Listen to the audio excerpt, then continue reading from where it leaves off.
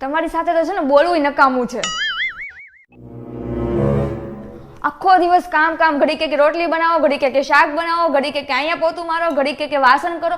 આખો દિવસ કામ જ કરવાનું. આ ભણ્યા હતા, હું કામ કરવા હાટું ભણ્યા હતા?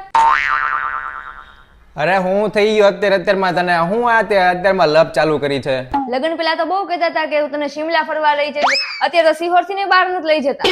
અરે હું કામ જ એટલું હોય તો હું શું કરું? હવે રજા મળે તો કઈક જઈએ ને આપણે. તમારું કામ તો આખી જિંદગી ચાલવાનું છે, પણ હું કામમાં છે ને ગઢી થઈ જવાની છું.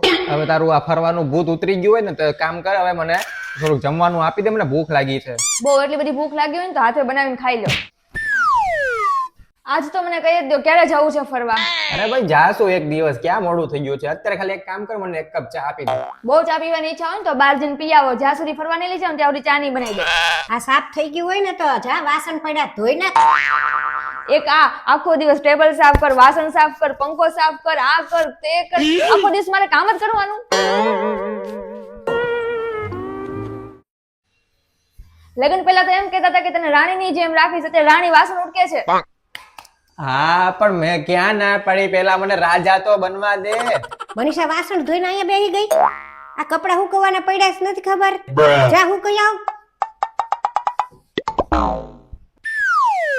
તમારી મમ્મીએ તો મને કામવાળી બનાવીને રાખી છે. પેલા કે વાસણ સાફ કર નાખ, હવે કે કપડા સૂકવીને આવ. હવે હું જાઉં છું શું અને તમે સૂકવીને આવજો કપડા.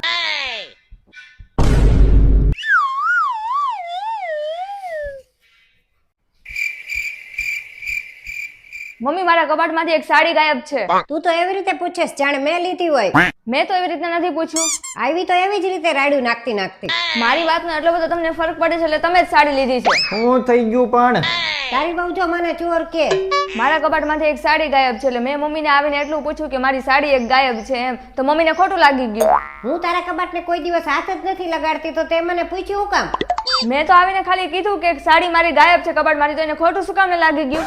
ભાવિના મને ચોર સમજેસ તોય તો તું કાઈ નથી કેતો. મૂંગો ઉભો હાવ. અરે પણ મમ્મી તારા કબાટને અડે જ હું કામ? શું કામ ને નો અડી છે કે મેં થોડાક તાળા માર્યા છે. ફોન આવે છે, લાવો મને દે. દીદીનો ફોન છે. તારી વહુની સાડી મમ્મીએ મને આપી હતી, લઈ જજે પાછી, નતર ઝઘડા કરશે ઘરમાં. બહુ માથા ભારે છે, મને તો બીક લાગે એનથી. હવે તો આખો રૂમ જોવો પડશે સરખી રીતના, શું શું ગાયબ છે ને. એને જવા દે ને, તું અહીંયા મારે કામ છે. હવે કાઈ નો દેતા એની વસ્તુ, નતર પાછું કઈક કરશે. ના ના એનું કામ નથી, બીજું કામ છે. તું આવ તો ખરો.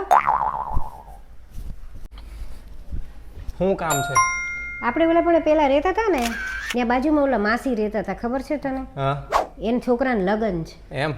હા તો આપણે બધાને જવાનું છે. કંકોત્રી આવી છે તો આપણે જવાનું છે.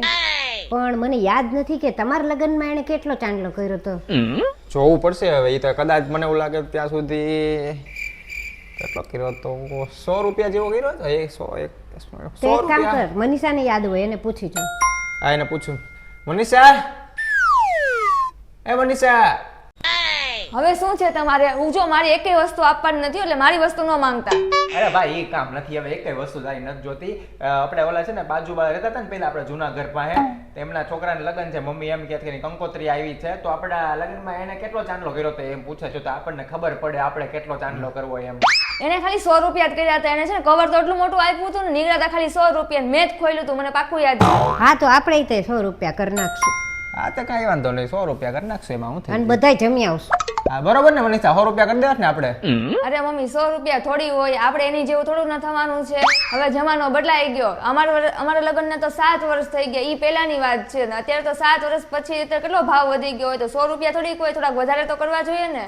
હા તો વાંધો નહીં ભાવિને, આપણે 101 કરી નાખશું.